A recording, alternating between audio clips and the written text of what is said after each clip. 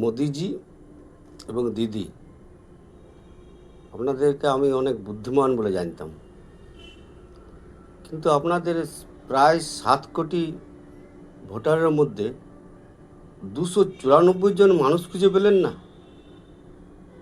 যাদেরকে ভরসা করে আপনি বলতে পারবেন যে এদেরকে ভোট দিন।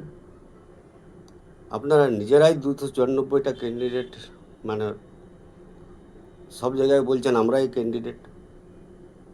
কেন এত 7 কোটি প্রায় ভোটার, তাদের মধ্যে আপনি 294 জন মানুষকে খুঁজে পাওয়া গেল না?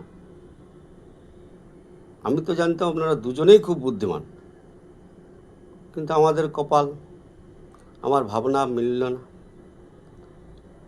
যাই হোক, আমাদের তো 50 পার হয়ে গেল।